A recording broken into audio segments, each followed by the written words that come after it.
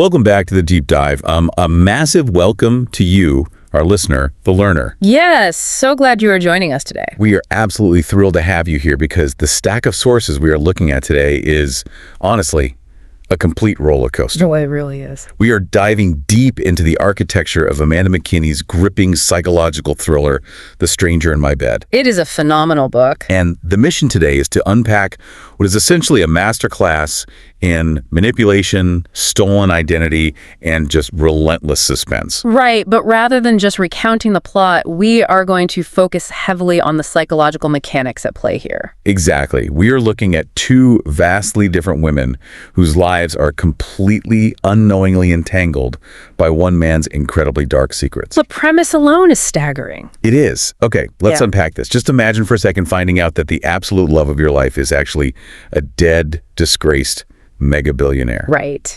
And he had a secret wife the entire time you knew him. It is such a compelling setup, but what makes these sources so fascinating is how they explore the deeply unsettling psychological mechanisms of coercive control. Definitely. We're looking at the complex nature of grief when the person you are mourning might actually be a monster. Yeah.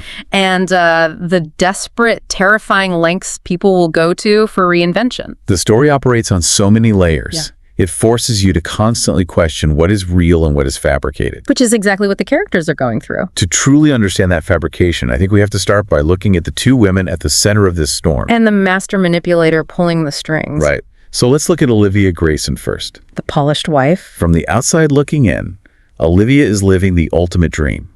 She is the couture-wearing wife of Matthew Grayson, who is a wildly successful, wealthy CEO of Grayson Investments. Exactly. They live in this sprawling, gated mega mansion in Potomac Crossing, Maryland. It is pure luxury. She attends the right galas, wears the right designer clothes, smiles for all the right cameras. But inside that mansion, it is a total gilded cage. A complete prison. Yeah. There is one specific, really chilling detail from the source text that perfectly illustrates how Matthew disguises his abuse as luxury. The dressing room scene. Yes. It happens right before a Manhattan gala. That scene is arguably the most defining moment for understanding their entire dynamic. Olivia had just mentioned wanting to volunteer at a local art gallery. A relatively minor decision. Right. But she made it without him. And he absolutely hated it. And cannot stand her having any independence. So, as she is struggling to zip up her dress, Matthew steps in, ostensibly to help. But he doesn't help. No. As he zips it, he purposefully catches her bare skin in the middle teeth of the zipper. It is so incredibly vicious. When she gasps in pain and begs him to stop, he violently yanks it up anyway, actually slicing her skin. Just brutal. All while leaning in and whispering a threat that she should never look at their driver, the gardener, like that again. The physical violence there is shocking, but the psychological whiplash that follows is what really cements the coercive control.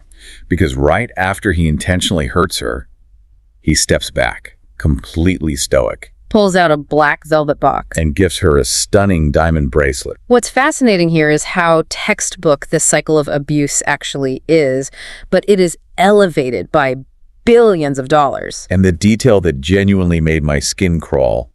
He looks her dead in the eye and licks her blood off his own fingers. It is pure intimidation. Then he immediately flips the switch.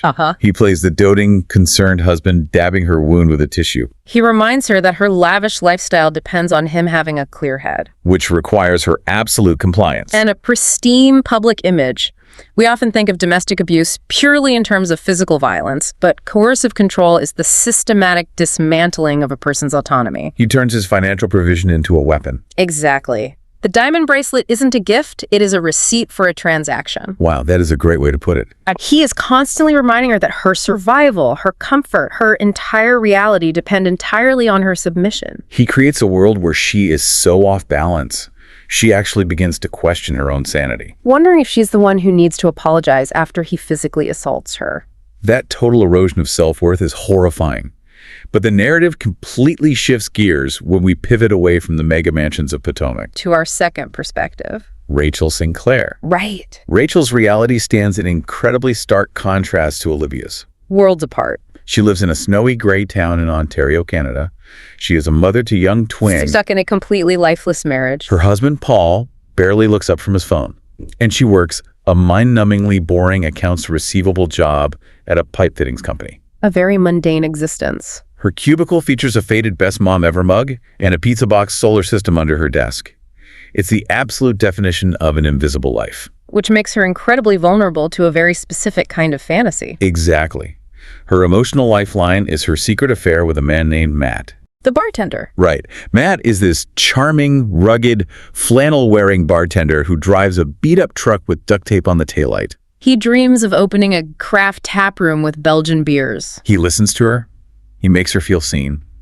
There is this beautiful memory Rachel clings to where they were walking in a snowstorm and Matt buys her a red scarf. So she will always have a piece of him. Rachel refuses to ever wash that scarf because it smells like him. She is so deeply in love with this simple blue-collar guy. She actually pays a lawyer $300 for a divorce consultation. She is ready to upend her entire life for Matt. But here is the massive twist. Right, here's where it gets really interesting. Matt, the Canadian bartender, and Matthew Grayson, the billionaire CEO. They are the exact same person. It's completely wild. It is an absolutely brilliant, if highly sociopathic, con. How does someone even pull that off? When we analyze the psychology of a master manipulator, we have to look at compartmentalization. Think about the duality he is maintaining here. For Olivia, he plays the hyper-controlling, dominant provider. He requires her to be a glittering, submissive reflection of his own power. But maintaining that level of dominance has to be exhausting, right? Exactly. So for Rachel, he plays the attentive, simple, blue-collar listener.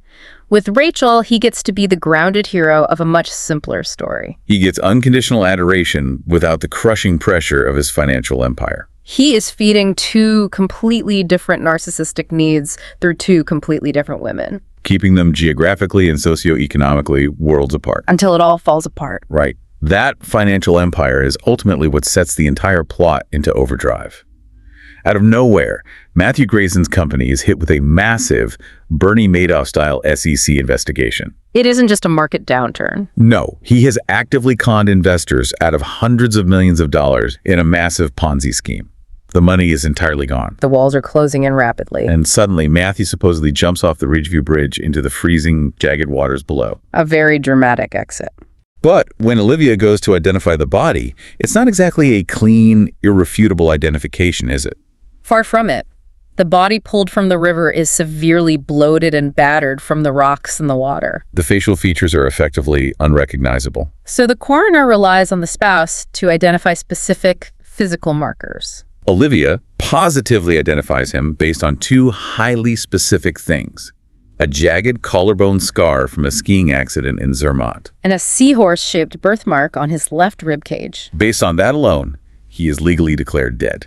The absurdity of that moment is really highlighted by what Olivia is wearing. Yes, she was woken up by a knock on the door at 3 a.m. and driven to the county morgue in silk pajamas covered in manic, googly-eyed chili peppers. It is such a stark contrast to her usual couture. It really emphasizes how completely shattered her controlled reality has become. Meanwhile, Rachel is experiencing a completely different kind of devastation up in Canada. Just days before the news of the suicide breaks, Rachel and Matt the bartender finally share their first passionate kiss in his truck. It is the romantic culmination she has been waiting for. But the very next morning, she gets a cold, totally out-of-character text from a burner number. Had something come up. Leaving town for a bit, will message when I get back. And it just vanishes. The contrast in their grief is a major theme in the source material. A few days later, sitting in her drab cubicle, Rachel is scrolling through a news app and sees a photo of her Matt. But the headline reads, "Wealthy businessman Matthew Grayson jumps to his death following SEC investigation." And right below it is a photo of him with his stunning, elegant wife, Olivia. Rachel passes out right there in her office. If we connect this to the bigger picture, we see the ultimate cowardice of Matthew's actions. He orchestrates his own exit strategy when the pressure gets too high. And he leaves these two women to bear the massive, horrifying consequences of his lies. He abandons the fantasy in Canada and leaves his wife to face the wrath of the federal government and the swindled investors. The blast radius for Olivia is terrifying. She becomes an instant pariah. The media surrounds her house.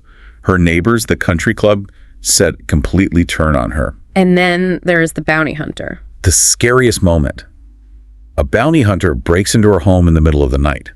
This is a massive man with one eye, working for one of Matthew's scammed clients who wants their money back. Olivia is forced to open her safe and hand over $2 million in jewelry just to survive the night. And before the one-eyed man leaves, he gives her one piece of chilling advice. Run. Run. Just terrifying. Rachel's response to the trauma, however, is deep, entrenched denial. She simply refuses to accept reality. The cognitive dissonance is too strong. She cannot reconcile the man who tenderly bought her a red scarf with a billionaire fraudster who would jump off a bridge. So instead of grieving, she decides to investigate. She tracks down Matt's estranged mother, Hilda, who lives in a dreary assisted living facility suffering from severe dementia. That scene in the nursing home is incredibly poignant. Rachel visits Hilda, desperate for any answers or confirmation that Matt is still alive. Hilda is mostly detached, talking cryptically about bluebirds she used to keep in a shoebox. But then, for just one fleeting second of lucidity, Hilda looks directly at Rachel and says, "You love him, don't you? My Matt." It completely breaks Rachel's heart. But rather than bringing closure, it hardens her resolve. It cements her delusion. She realizes she's the only person in the world who truly believes Matt is still out there. That refusal to accept reality stands in sharp contrast to Olivia, who uses her trauma as fuel to completely erase herself and start over. Following the bounty hunter's advice. And after finally being acquitted in the federal investigation, Olivia flees. She drives 3,500 miles away to a rainy, foggy, remote coastal town called Wilderport, Washington. The geographical distance is a physical manifestation of her need to escape. She buys a tiny rundown cottage under an LLC. She completely sheds her designer identity, going by her middle name, Marie. Wearing Crocs and caftans? Right. And she starts an art restoration business in her garage called Fine Lines. There is also this wonderful humanizing detail where she constantly talks to her plants. Maurice and Nora. Yes, two feuding climbing rose bushes. She projects her own marital trauma onto them, begging them to work out their communication issues. It adds a touch of dark humor, but the art restoration business is the real psychological anchor. How so? As Marie, she spends her days painstakingly fixing broken, shattered, forgotten objects. The symbolism is impossible to ignore. Fixing broken things. Exactly. She is projecting her own internal need for healing onto these physical artifacts. By meticulously gluing fragments of pottery or canvas back together, she is actively trying to piece her own shattered identity back together. Far away from the judgmental public eye. Exactly. Just as she is finding a fragile shred of peace, she gets a new tenant for her guest house.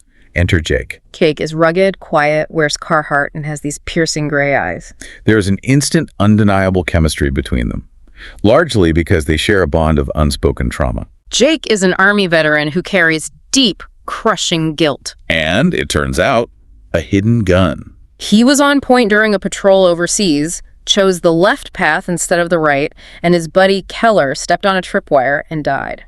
Jake is fiercely protective. He is a man desperately looking for someone to save, to make up for the life he couldn't. The irony, of course, is that while Olivia is slowly letting her guard down and falling for Jake, Rachel is actively hunting her down. Rachel goes full amateur detective. With her husband Paul officially moved out, Rachel takes time off work, leaves the kids with him, and flies to Maryland.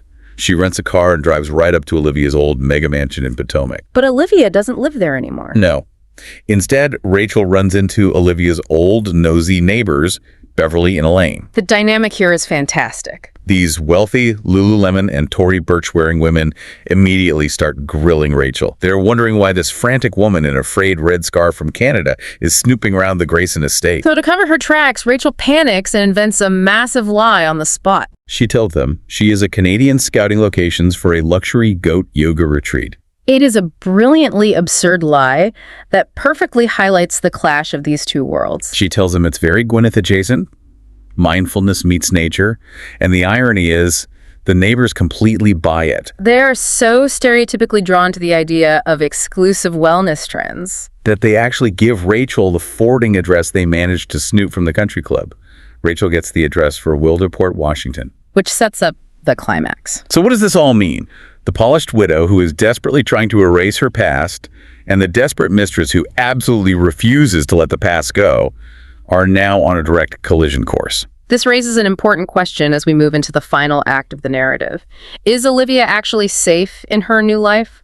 Or is the safety Jake promises just another illusion? The illusion shatters almost immediately.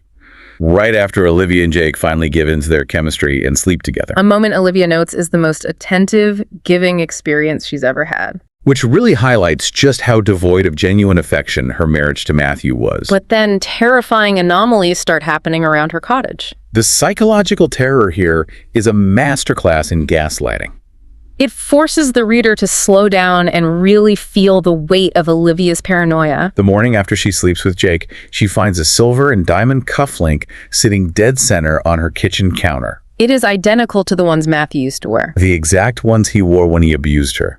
She throws it in the trash, trying to convince herself it was just left over from a moving box, a ghost from the past. But then, a few days later, while Jake is running errands in town, she walks into her bedroom and finds a framed photo sitting proudly on her nightstand.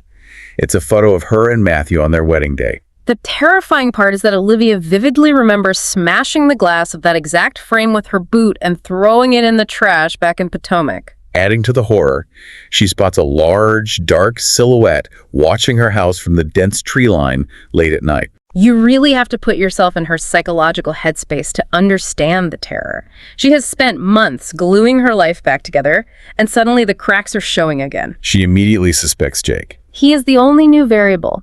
The terror essentially starts the moment he moves in. Does this rugged, protective veteran have a darker motive?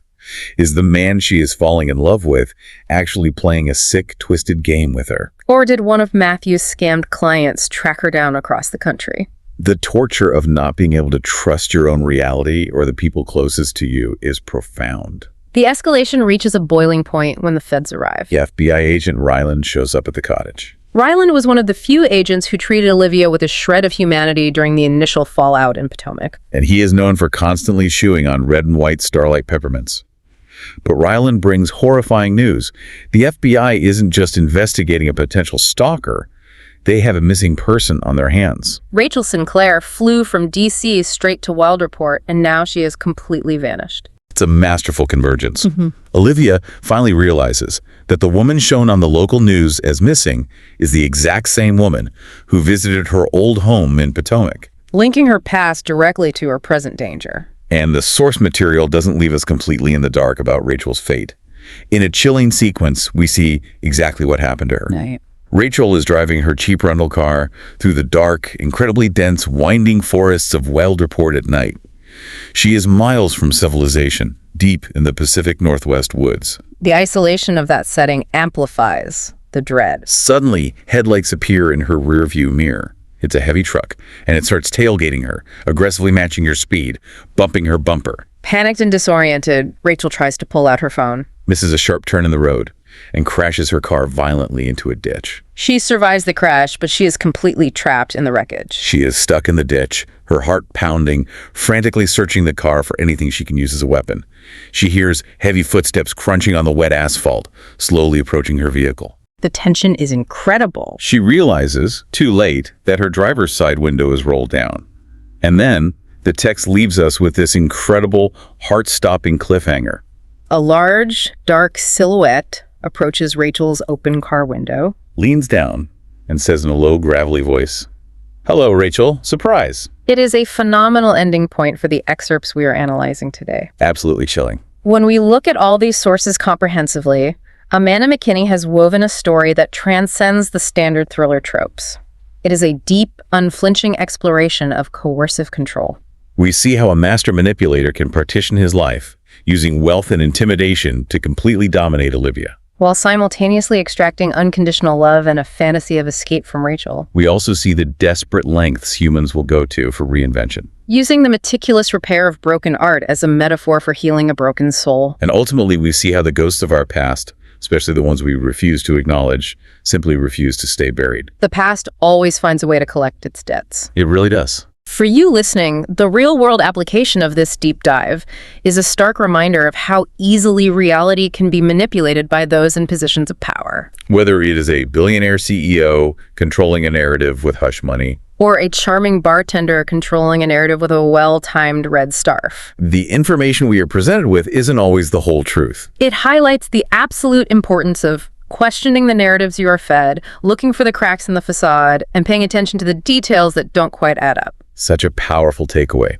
And as we wrap up today's deep dive, I want to leave you with one final, lingering, and frankly terrifying thought to ponder on your own. Let's hear it. Let's go all the way back to the morgue.